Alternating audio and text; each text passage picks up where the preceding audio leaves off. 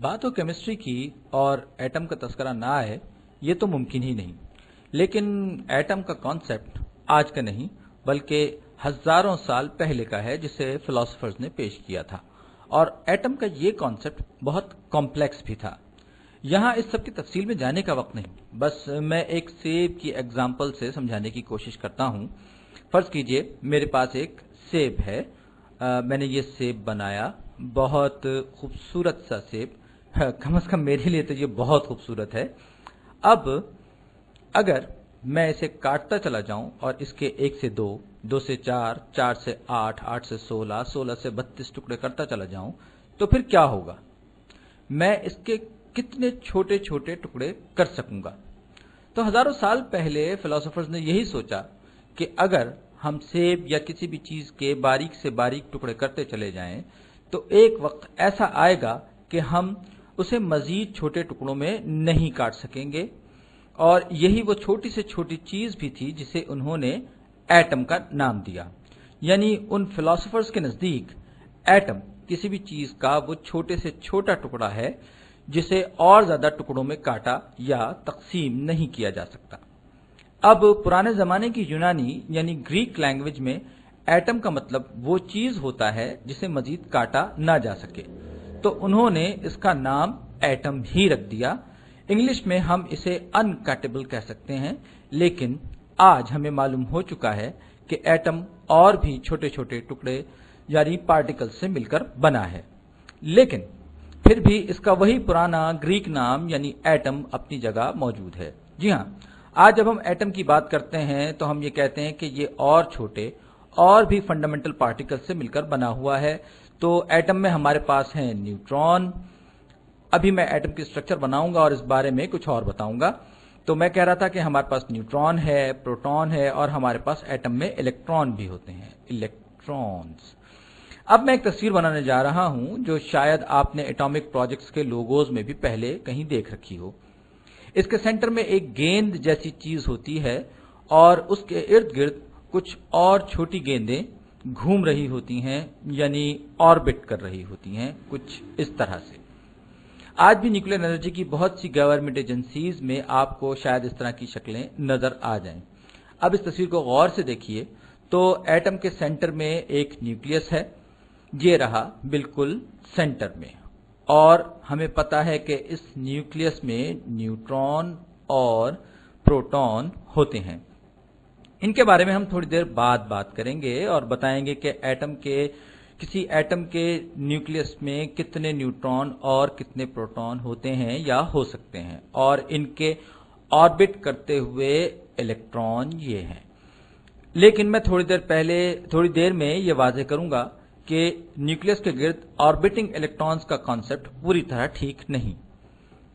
लेकिन अभी बात समझने की शुरुआत करने के लिए आप ये कह सकते हैं कि न्यूक्लियस के गिर्द इलेक्ट्रॉन कुछ ऐसे ही ऑर्बिट करते हैं जैसे जमीन सूरज के गिर्द या चांद जमीन के गिर्द ऑर्बिट करता है यानी चक्कर लगाता है। मगर अब ये बात मालूम हो चुकी है कि इस तरह के एटम का कॉन्सेप्ट ठीक नहीं। ये आपको क्वांटम मैकेनिक्स में खास तौर पर मालूम होगा। वहां हमें यह बताया जाता है कि जब हम किसी इलेक्ट्रॉन को सूरज के गिर्द ऑर्बिट करते हुई जमीन की तरह समझते हैं तो उसमें क्या मुश्किलें हमारे सामने आती हैं। लेकिन अभी तो हम सिर्फ एटॉमिक स्ट्रक्चर की बात कर रहे हैं और इसकी आउटलाइन को समझना चाह रहे हैं, इसलिए हम पुराने और सिंपल आइडिया से ही शुरू कर रहे हैं। तो फिलोसॉफिकली एटम का कॉन्सेप्ट बहुत इंटरेस्टिंग है। जिन चीजों के बारे में हम जानते हैं ये उन जैसा भी है और उन जैसा बिल्कुल भी नहीं। क्यों उलझ गए ना? अरे भाई आप अपनी बात छोड़िए, दुनिया के बड़े बड़े साइंटिस्ट भी आज तक इस कॉन्सेप्ट में उलझे हुए हैं।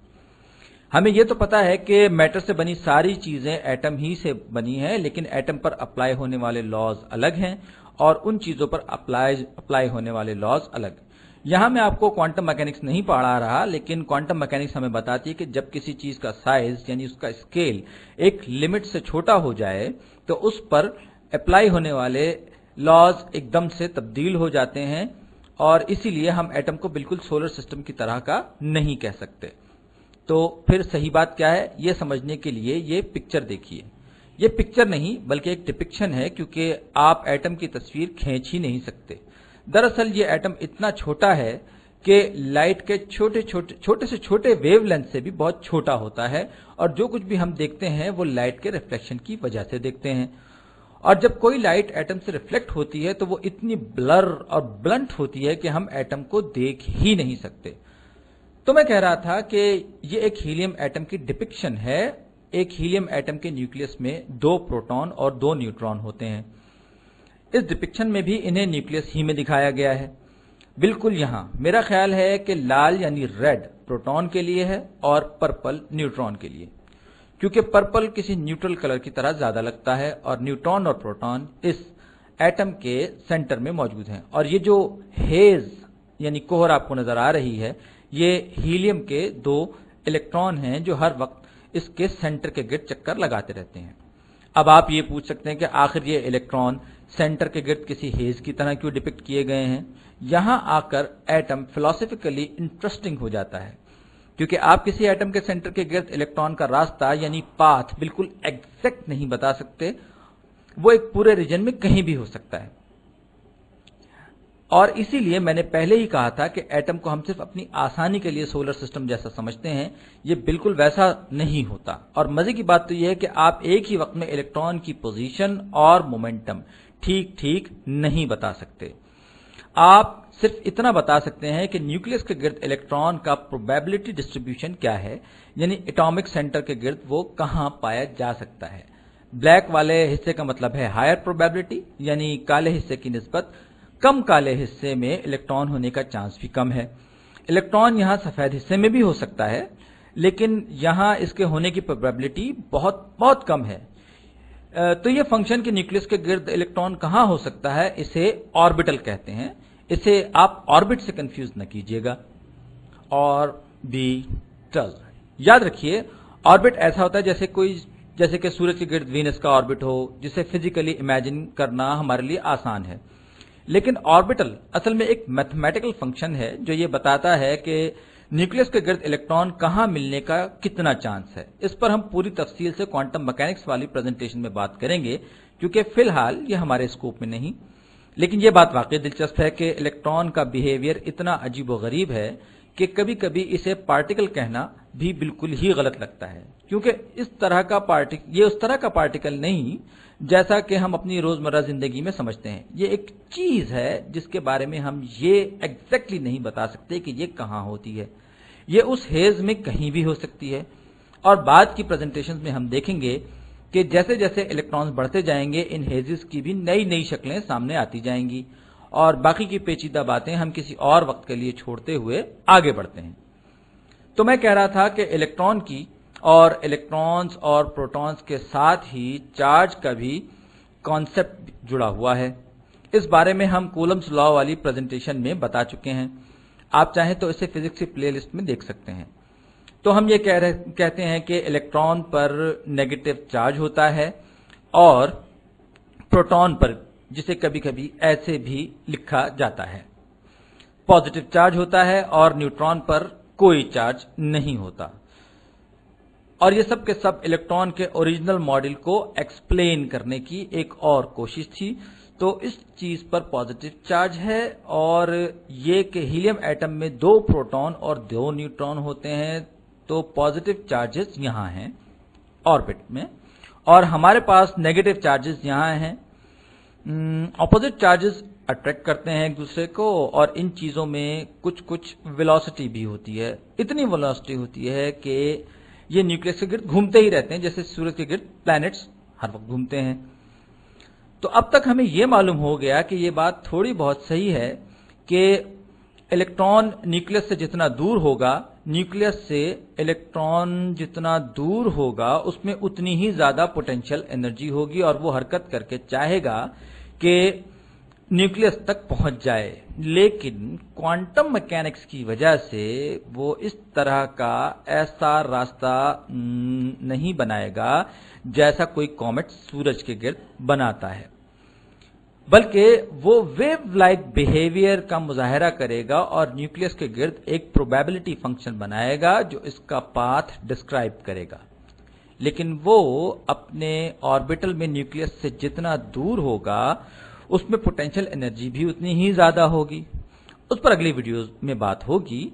अब आप इन सब की मदद से किसी एलिमेंट को कैसे पहचानेंगे? मैं कैसे बता सकता हूं कि ये हीलियम है? क्या ये देखते हुए कि इसमें कितने न्यूट्रॉन हैं, या ये कि इसमें कितने प्रोटॉन हैं, या फिर ये कि इसमें कितने इलेक्ट्रॉन हैं? तो जवाब यह है कि इसमें नंबर ऑफ प्रोटॉन्स की मदद से अगर आपको किसी एटम में प्रोटॉनों की तादाद यानी प्रोटॉन नंबर मालूम है तो आप बता सकते हैं कि वो कौन सा एलिमेंट है। तो प्रोटॉनों की तादाद को हम एटॉमिक नंबर कहते हैं। तो अगर मैं ये कहूं कि फलां एटम में 4 प्रोटॉन हैं, 4 प्रोटॉन हैं, तो हम ये कैसे बताएंगे कि वो क्या है? इसके लिए हमें रटने की जरूरत नहीं, बल्कि सिर्फ एलिमेंट्स का पीरियोडिक टेबल देख लेंगे, जो हमारे बहुत काम की चीज है। तो 4 प्रोटॉन्स, ये तो बेरिलियम है।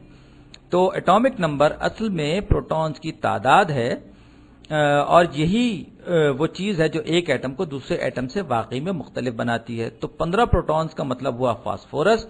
तो अगर आपके पास 7 प्रोटॉन्स हैं तो आपका वास्ता नाइट्रोजन से है, और 8 प्रोटॉन्स का मतलब है ऑक्सीजन। तो एटॉमिक नंबर ही वो चीज है जो किसी एलिमेंट को डिफाइन करती है। किसी एलिमेंट से इलेक्ट्रॉन निकल भी सकते हैं और वो कहीं से ज्यादा इलेक्ट्रॉन ले भी सकता है, लेकिन जब उसमें प्रोटॉन नंबर नहीं बदलेगा वो एलिमेंट भी तब्दील नहीं होगा। इसी तरह अगर आप किसी एटम में न्यूट्रॉनों की तादाद यानी न्यूट्रॉन नंबर तब्दील कर देंगे तब भी वो एलिमेंट वही रहेगा, बदलेगा नहीं। यानी अगर किसी एलिमेंट को पहचानने के लिए हमें इलेक्ट्रॉनों और न्यूट्रॉनों की जरूरत नहीं होती। तो अगर कोई एटम इलेक्ट्रॉनिकली न्यूट्रल हो यानी पूरे एटम की हैसियत से उस पर कोई चार्ज ना हो, तो उसका मतलब यह है कि उसमें प्रोटॉनों और इलेक्ट्रॉनों की तादाद बराबर है। मसलन अगर हम कार्बन को देखें तो इसका एटॉमिक नंबर 6 है और उसका मास नंबर 12 है। इसका क्या मतलब हुआ? और मैं ये भी मजीद कहूं कि अगर एक न्यूट्रल पार्टिकल भी है, यानी ये एक न्यूट्रल एटम है, तो कार्बन का एटॉमिक नंबर 6 है, ये रहा।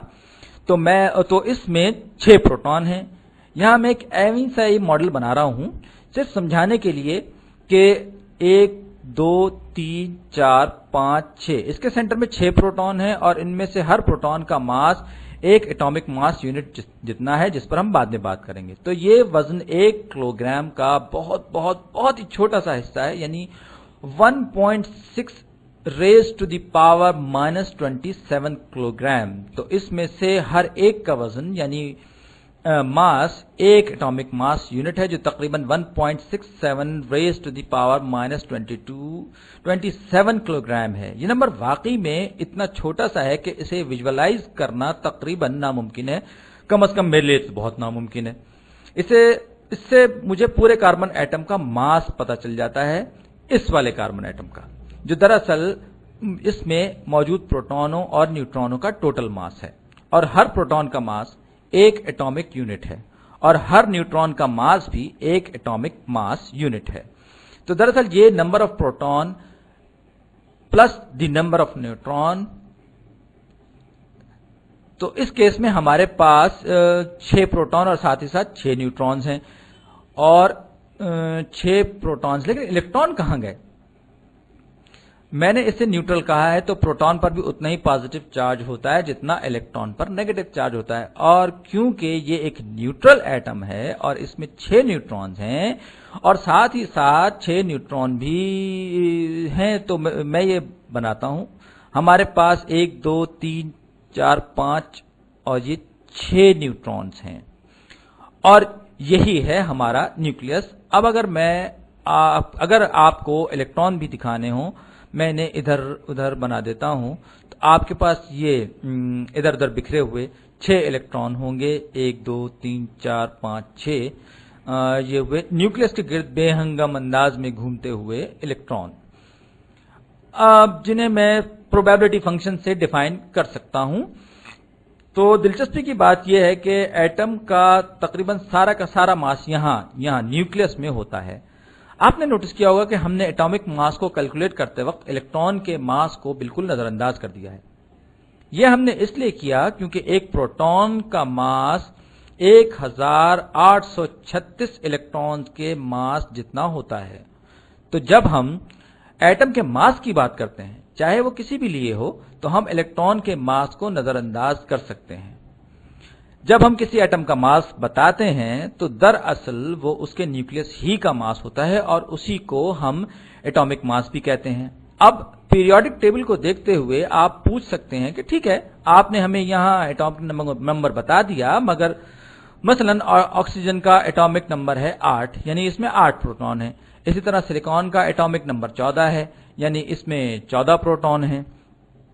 تو پھر یہاں پر یہ کیا ہے؟ کاربن میں دیکھیے 12.0107، اسے ہم کاربن کا ایٹامک ویٹ کہتے ہیں۔ میں لکھتا ہوں ایٹامک ویٹ،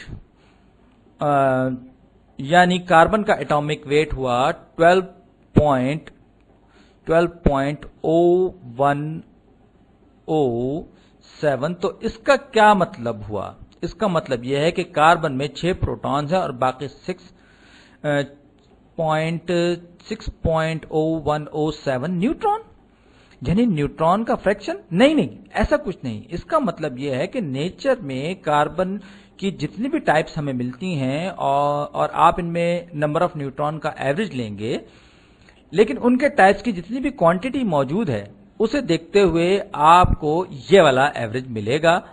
بتاتا چلوں کہ کاربن کی 2 میجر فارمز ہیں، ایک کاربن 12 ہے جسے ایسے لکھتے ہیں، اس میں 6 پروٹون اور 6 نیوٹرون ہوتے ہیں، اور کاربن کا ایک آئسوٹوپ بھی ہوتا ہے۔ آئسوٹوپ وہی ایلیمنٹ ہوتا ہے جس میں نیوٹرونز کی تعداد مختلف ہوتی ہے۔ تو کاربن کا ایک اور آئسوٹوپ کاربن 14 ہے جو ہماری زمین پر بہت ہی کم ملتا ہے۔ یہ تو نہیں پتا کہ یونیورس میں باقی جگہوں پر کتنا ملتا ہے، لیکن اگر ہم زمین کے حساب سے ان دونوں کا ایوریج لیں، سیدھا سادہ ایوریج نہیں بلکہ آپ کو اس والے کاربن 12 کو بہت زیادہ ویلیو دینا ہوگی، کیونکہ یہ زمین پر بہت زیادہ کوانٹٹی میں ملتا ہے۔ تقریباً سارا کاربن یہی ہوتا ہے، دوسرا کاربن بہت ہی کم ہے۔ تو اگر آپ صحیح طریقے سے اس کا ایوریج لیں جس میں کاربن 12 بہت زیادہ اور کاربن 14 بہت کم ہو، تو آپ کو یہ نمبر ملے گا۔ تو ایٹامک ماس یونٹ میں کاربن کا ایوریج ماس 12.0107 نکلے گا۔ آئسوٹوپس کا آئیڈیا بہت دلچسپ ہے، اور وہ یہ کہ جب آپ نیوٹرون نمبر تبدیل کرتے ہیں تو آپ اس ایلیمنٹ کو تبدیل نہیں کرتے، بلکہ آپ اس کا ایک ڈفرنٹ آئسوٹوپ بنا رہے ہوتے ہیں۔ تو یہ دونوں کاربن کے 2 الگ الگ ورژنز ہیں، یعنی آئسوٹوپس ہیں۔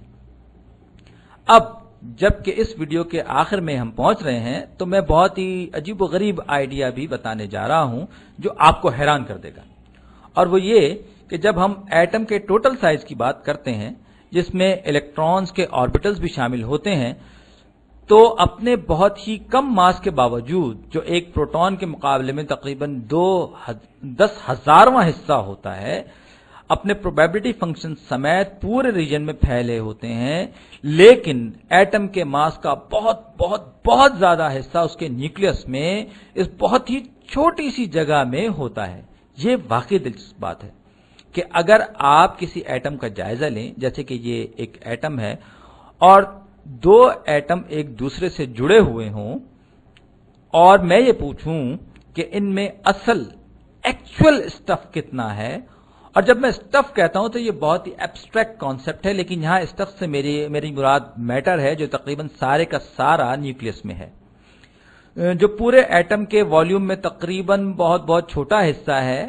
ایٹم کا والیوم ڈیفائن کرنا بہت مشکل ہے کیونکہ الیکٹران کہیں بھی ہو سکتا ہے، تو ہم یہ مان لیتے ہیں کہ ایٹم کے جن حصوں تک الیکٹران کے پائے جانے کی پروبیبلٹی زیادہ، مثلا 90% ہے، وہ ایٹم کا والیوم ہے۔ تو نیوکلیس اس کے مقابلے میں 10,000ویں حصے جتنا یا اس سے بھی بہت کم ہے۔